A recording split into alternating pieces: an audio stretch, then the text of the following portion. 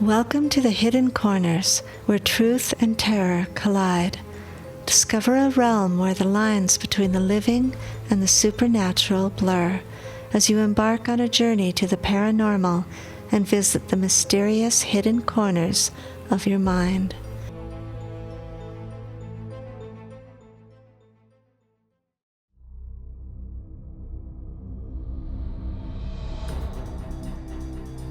Becoming the Wolf.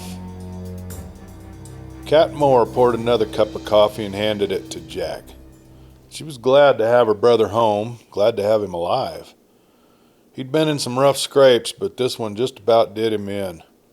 He hadn't talked much about his trip to Washington, and he hadn't even told her how he'd ended up in Seattle at the University of Washington Medical Center. Though he didn't want to talk about it, she was sure she could coax it out of him eventually. See, Kat and Jack had been close since they were kids.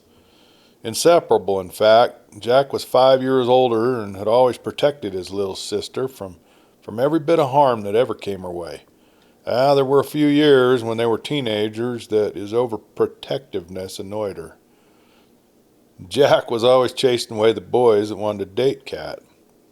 See, he figured no guy was good enough for his sister, and if they didn't meet his approval, well, they didn't stand a chance at winning her hand.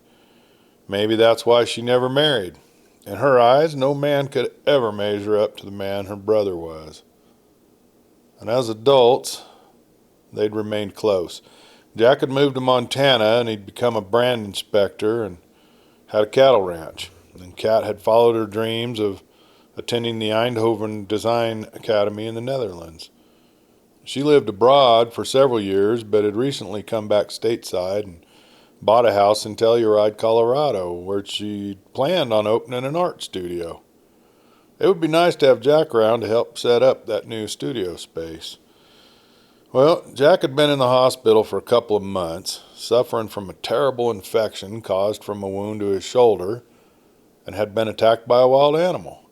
This much she'd gathered from the nurse when she'd flown to Seattle to be with him. His good friends Doc Morris and Bert Parker had been checking in on him regularly. They'd been injured as well, but they weren't about to tell Kat anything about it. Well, that's up to your brother, not us, was all she could get out of him. Now, once Kat arrived, Parker had flown back to his ranch in Wyoming, and Doc lived near the coast in Washington, about 5 hours away, so he still checked in regularly. But no amount of sweet-talking could open him up about Jack's injuries. Kat would just have to wait. Now, once Jack was well enough to be discharged, he and Kat flew to Denver, and then they rented a car for the drive home to Telluride, and it was an incredibly beautiful 6-hour drive. Kat brought the conversation around to the events leading up to the hospital stay, but Jack would always just change the subject.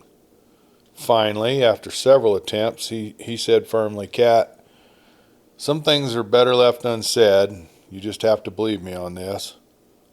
Well, the rest of the drive, Kat kept the conversation light. She kept telling Jack all about her plans for the art studio and the new house. Along the way, they stopped in Montrose to pick up building supplies and paint, and then they headed on their way. It was nightfall by the time that they arrived. Jack spent the next couple of days sleeping fitfully, and Kat noticed that he often cried out in his sleep. It was eating her up that she didn't know what she could do to help him or what had happened to him. She hoped that with time he'd open up about it.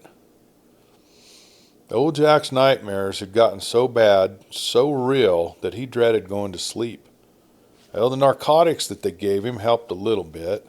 His doctor had prescribed some strong sleeping pills, but they knocked him out for several hours. But as they wore off, the dreams would start up.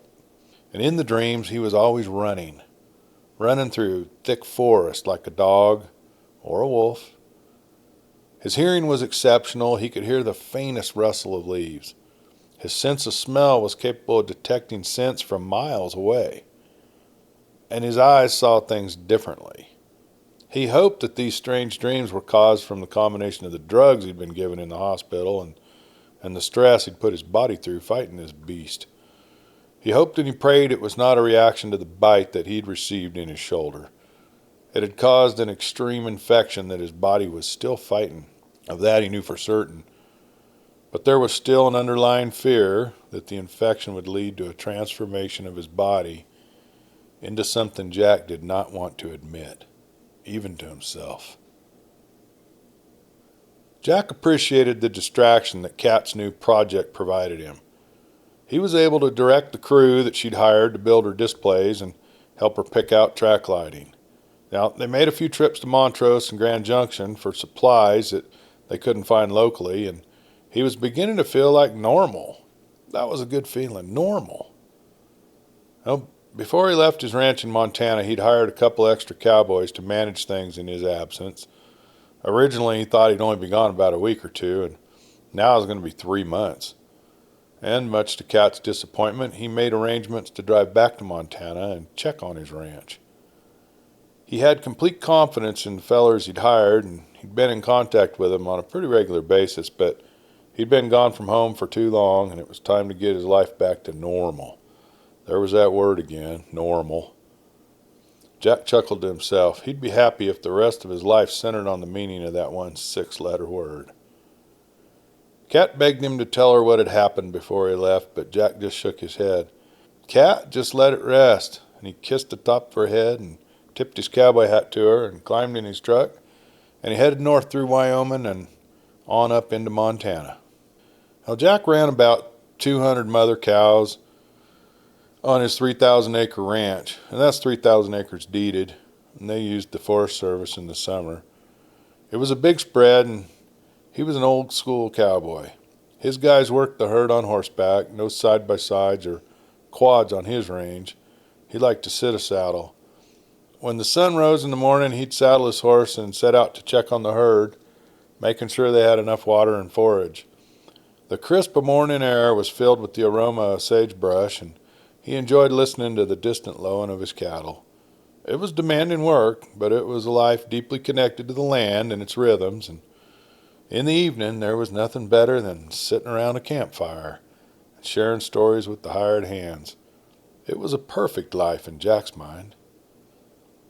Well, Jack had been back a week when the Garrison brothers pulled up one afternoon. They'd been part of the original hunt for the wolf creature several years ago, and knew Jack had been out there in Seattle with Doc Morris and Bert Parker. And like Kat, they were curious about what had happened out there in Washington. Why, they had heard that Hans Yeager had been killed, mauled by a bear, the newspapers had reported. They had tried to get Parker to tell them the story, but he was as tight-lipped as Jack was.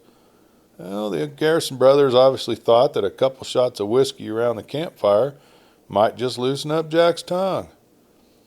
Now, what's the big secret anyway? Hank Garrison asked. We already know the truth about the Yeagers, so why all the hush-up about it? And Jack just rubbed his aching shoulder and sat in his own silence. The pain and the stiffness never went away, and it had become a habit of his to rub his arm and his shoulder whenever he thought about that night.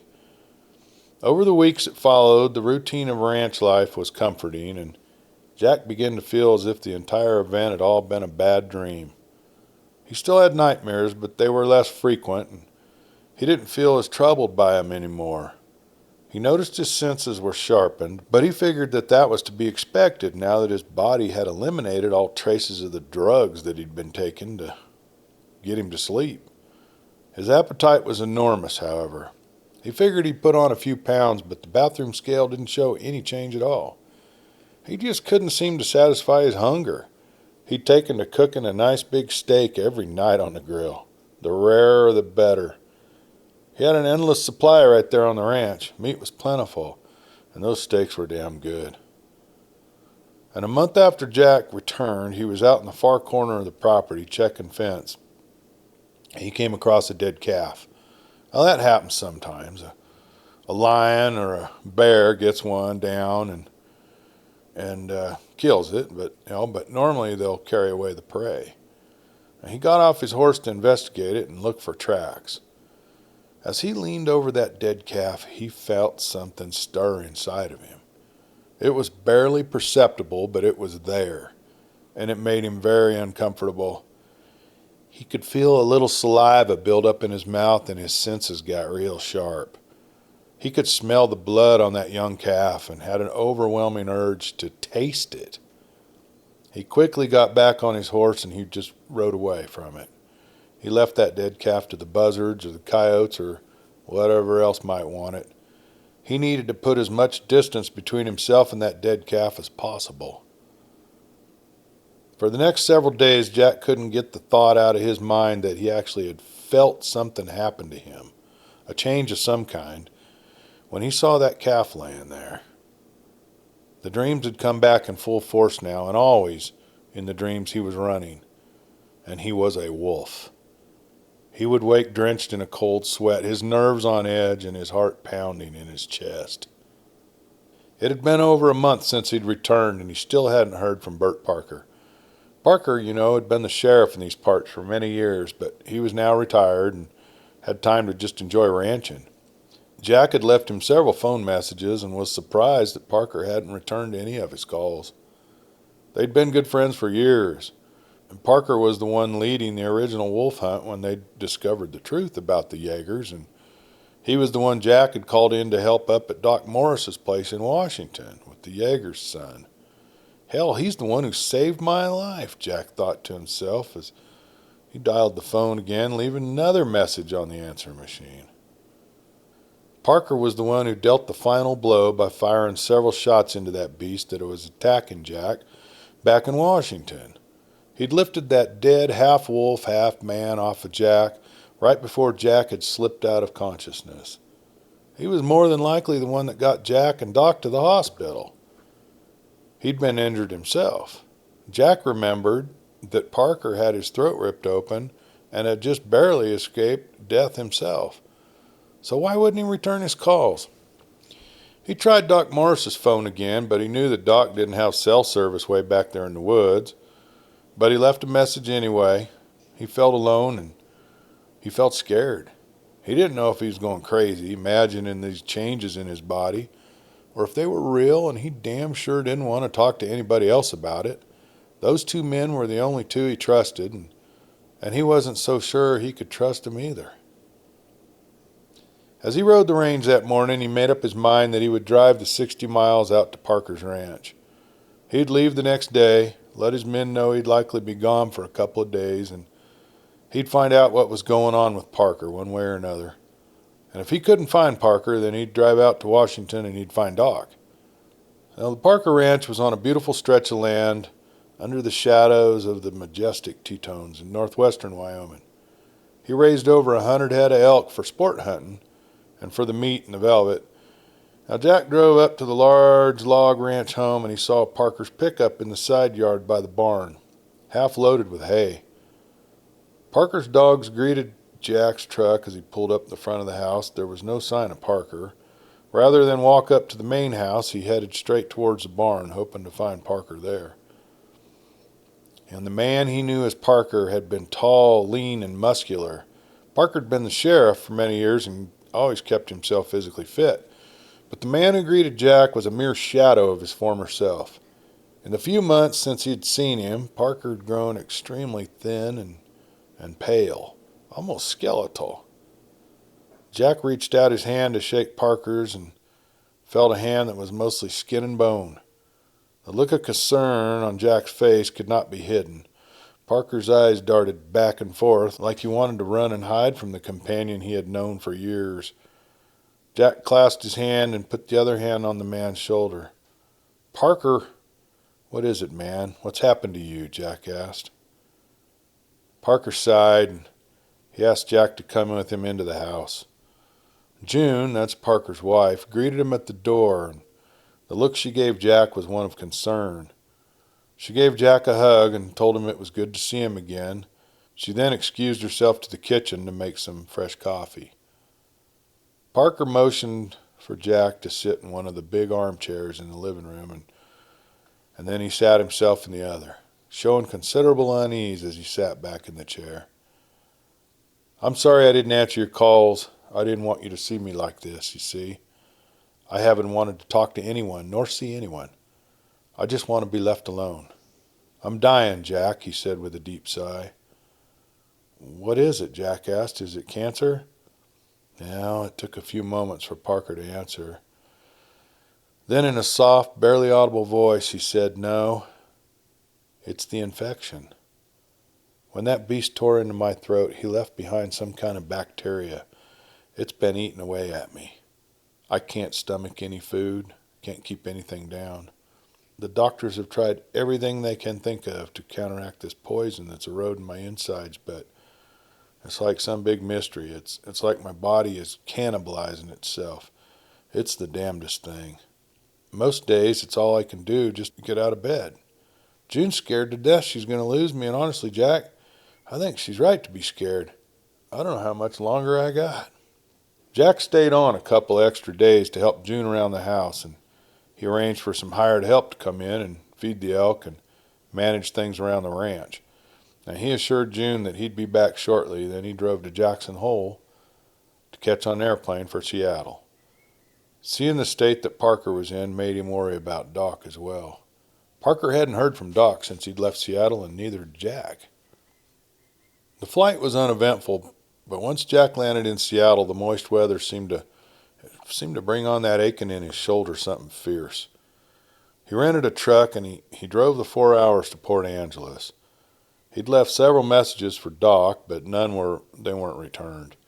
He'd hired a couple of fellows from Forks to drive out to the property ahead of him, but he hadn't heard back from them either. Damn cell phone reception, he thought to himself as he headed down that windy dirt logging trails to Doc's very secluded property, where he had lived in a small log cabin. Well, the main cabin had been badly burnt, but there were several outbuildings and sheds on the property, and he knew Doc would be settled in one of those while he rebuilt the cabin. It was almost nightfall by the time he reached the compound. The memories of the past events haunted him now that he was back here in the forest. Memories of the night he'd ridden on horseback through these dark woods seeing Doc's cabin. Memories of the dead man, the attacks and the deaths that followed, leading up to the final night when Hans Jaeger had almost killed him. The half-man, half-wolf beast had almost taken his life, and now would be the cause of Parker's death as well. Doc answered his "Hello there" in the same way he had done when Jack first found him out here in the woods, with a rifle pointed squarely at his head. "Whoa there, Doc, it's me, Jack." He expected the same gruff welcome he'd experienced before, but this time it was different. There was an unexpected, suspicious reply from Doc this time. "What do you want?" Jack, he was taken aback. This wasn't the usual jovial, good-natured Doc at the door. "Doc, I came to talk to you about Parker. He's not well. I've tried to reach you numerous times, but you never return my calls, and I need to know if you're okay. And that's why I'm here, halfway across the country, at your doorstep. Now, please, let me in and let me know if you're okay." Jack spoke from the walkway leading up to the small shed that Doc was now living in. Well, Doc peered through the edge of the doorway, but he didn't step out. The rifle didn't come down. Doc said in a low, gravelly voice, "You just step away from here, Jack. I don't want any trouble, and I don't want to shoot you. You just get back in your truck and you drive away, and you don't ever come back here. You hear me?" That was not what Jack was expecting to hear. He didn't know what to do, what to say. He tried to explain himself, but the shed door closed, and Jack could hear the bolt latch in place.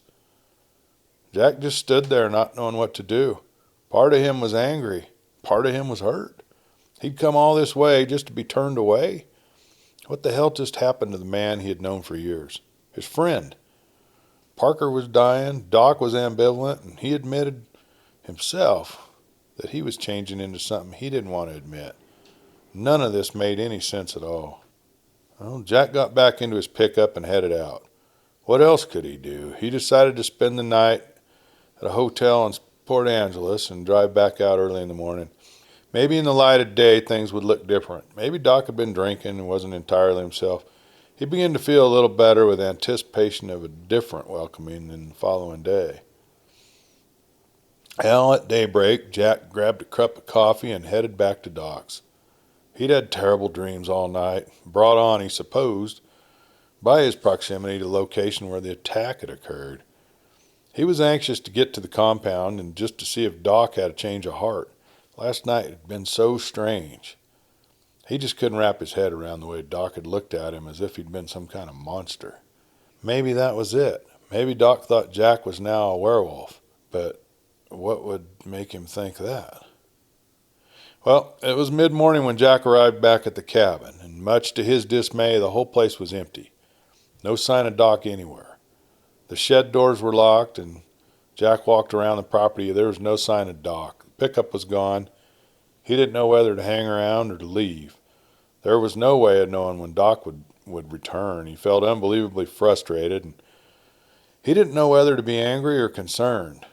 After an hour of pacing around, he jumped back into his pickup truck and decided he'd head back to Port Angeles. To hell with him, he thought. I'm heading back to my ranch. He hadn't driven 10 miles before he stopped. The skin on the back of his neck was just sticking up and prickling. Had he heard something? Had he sensed something? He really wasn't sure, but he pulled that truck over to the side of the road and he killed the ignition. Something didn't feel right. There was an uneasy stirring in the air, and there was a real silence. No bird sounds, no little creatures scampering around under the brush, no insects making noises. It was as if the entire forest had just stopped breathing. He pulled his pistol out of its holster under the seat and quietly opened the truck door. Stepping out to the side of the truck. Was it his imagination, or did he just see a flash of something in the corner of his vision? He couldn't get over the feeling that he was being watched. Something was out there, and his senses were now razor sharp.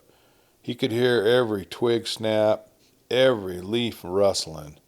His nose began picking up scents, and he found he could distinguish between the earthiness of the soil and the mustiness of the fallen leaves, the freshness of the air, and the undistinguishable scent of death and decay. He watched and he waited for several minutes, but he saw and he heard nothing else. So figuring it was his imagination and uneasiness of the whole Doc situation, he got back in his truck and he started driving on up the road. Oh, less than a mile later on, he came across Doc's truck, parked in the road. He stopped and he pulled off to the side and got out of the truck, pistol in hand. The inside of Doc's cab was empty, but he could see traces of blood on the steering wheel. He could smell the rank odor of death. Either Doc was hurt real bad or he'd recently killed something. He thought about waiting there, knowing that eventually he'd return to his truck, but he wasn't sure if he wanted Doc to see him there. So he got back into his truck and drove several hundred yards ahead and around the bend and left his truck parked there, circling back on foot to gain a vantage point to the truck. He sat there for what felt like an eternity before a rustle in the leaves caught his attention. He held perfectly still. He had spent many years hunting, and he knew how to be silent in the woods. He watched and he waited while the rustling of leaves came closer. Out of the tree line stepped Doc Morris, dressed in jeans but bare-chested. Now Doc was a big burly man, but this version of Doc was absolutely enormous. His chest and his arms had muscles like a weightlifter, and he was covered with light curly hair. His head was abnormally large for his body, and it too was covered in the same curly hair. But as he got closer to his truck, Jack could see his face. It was no longer the face of his friend, it was the hairy face of a wolf. Jack didn't know that Doc had been bitten, but this was proof that the legend was true. And what did this mean for him? He'd felt the changes in his appetite, the increased strength, his sharpened ability to hear and smell, and what about Doc? Should he confront him? Should he stay hidden and hope he hadn't noticed him? Or smelled him? Should he run? Now there wasn't time for a decision. Doc had picked up his scent. "Doc, stop! It's me, Jack," he yelled as that beast ran straight for him. Doc's lips curled back, showing massive fangs. Jack held his pistol aimed at the approaching man, and just before impact he pulled the trigger, but he was aiming for the beast's legs. He wanted to slow him down, not kill him. I mean, this was his friend. Or was it? Had the transformation been so complete that the good-natured Doc no longer existed inside this killing machine? Does a wolf feel remorse for his prey? Or kinship? Well, the bullet tore into the beast's flesh and he stumbled, but he quickly recovered. It barely slowed him down. He let out a blood-curdling howl and he ran off into the forest, leaving Jack standing there, unharmed, but vulnerable. It was a game of cat and mouse, and he was now the prey. He ran to his truck. He was watching the forest all around him for movement and constantly turning to check if he was being followed. He jumped into the truck and he locked the doors. He started the ignition, spinning his tires as he fled. Back in his hotel room, he tried to make sense of it all. He didn't know what to do. Finally, he made a phone call to the local sheriff and he asked him to meet him for a cup of coffee at the diner. The sheriff remembered him from the previous visit and was glad to see Jack had recovered from his wounds. The sheriff knew something had occurred back at Doc's cabin the night Hans Jaeger had been killed, but he'd been willing to accept the story about the bear mauling only because nothing else made any sense. The word werewolf was never mentioned. Well, the sheriff told Jack there had been recently several deaths in the park, and the two men that Jack had hired to check on the Doc were missing. This news confirmed Jack's suspicion. The Doc was now hunting for food, and maybe for sport. He couldn't tell the sheriff his suspicions without telling the whole story about the Jaegers, so he just left it unsaid. But he asked the sheriff to keep an eye out for the Doc. "He's just not himself right now, and I'm worried about that," was all he said to him. Later that night, Jack made a phone call to the Garrison brothers. "I need your help. I think I need to tell you something about what happened out here at Doc's place, and we need to come up with a plan." The brothers agreed to fly out to Seattle in the morning. Now, he checked his messages, and he had received several from Kat, checking on him. If he didn't call her back, she'd start looking for him, and sure as hell didn't want her out here in the midst of all this craziness. He wasn't sure if he'd end up like Doc himself, and above all else, he needed to keep her safe. So he called to tell her everything was just fine, and he was out in Washington again, checking in on Doc, and he'd be back home in Montana by the end of the week. She asked him to attend her grand opening of the studio, and he knew it really hurt her feelings if he didn't attend, so he assured her he'd be there. He hoped it wasn't a lie. Hank and Lance Garrison arrived in Seattle, and Jack picked them up at the airport. He filled them in the whole story on the drive out the coast, stopping in Tacoma to purchase guns and ammunition for their hunting trip. Jack chose not to tell them about his own concerns of transformation. He needed them to trust him, not to fear him. And he still wasn't sure if he was transforming. Certainly he was not in the same condition that Doc was in. Now, the Garrison brothers had never been to Washington, and they were amazed at the beauty of the Olympic Peninsula. It's really green, isn't it? Driving into the little town of Forks, they laughed at the sign that said, "No vampires allowed," and noted that the sign should actually read, "No werewolves allowed." Just past there was the dirt logging road, which serves as a fire break and leads the way back to Doc's cabin. Well, it was a sunny afternoon when they pulled into Doc's compound. His pickup was there, and so was the sheriff's truck. Not a good sign, thought Jack to himself. The men climbed out of Jack's truck and called out a "hello there." They got no answer. They walked around the outbuilding. There was no sign of the Doc or the sheriff. The door to the shed where Doc was living was unlocked, so they opened the door and they looked inside, and it was a mess. It looked like a scuffle had taken place. Chairs were knocked over, and the table had been overturned, and a lamp was lying on the floor broken. The men knew that something had gone down there. They went back to the truck for their rifles, and they headed out, circling the buildings and listening for sounds. Jack's very sharp hearing and sense of smell had picked up a trace, and he led the other two men down a game trail that led off into the forest. About 100 or so yards up the trail, they came across the body of the sheriff. His throat was ripped open, and his eyes were just staring blankly ahead. And there was no sign of his gun. From where he lay, they followed a trail of blood that led through the forest. They stopped occasionally and listened for sounds or any other movements. They heard nothing except the chirp of birds and little noises of squirrels and chipmunks. And the traces of blood left the trail and led the men through some thick underbrush, fallen mossy logs, and bracken. They would notice a drop of blood on a leaf, but it was slow going, climbing over logs and going around bushes. At last they came to a small clearing, and lying there, in a tuft of meadow grass, lay the body of Doc Morris. the pistol still pointing at the roof of what had been his mouth. The top of his head a mass of blood and tissue. He was dead. Lance turned his head and vomited. His brother put his hand on Lance's shoulder. Not much we can do here. Well, he did offer to stay with the body to keep the coyotes and the buzzards away, and told Lance to go stay with the body of the sheriff to do the same while Jack radioed in the call from the sheriff's truck.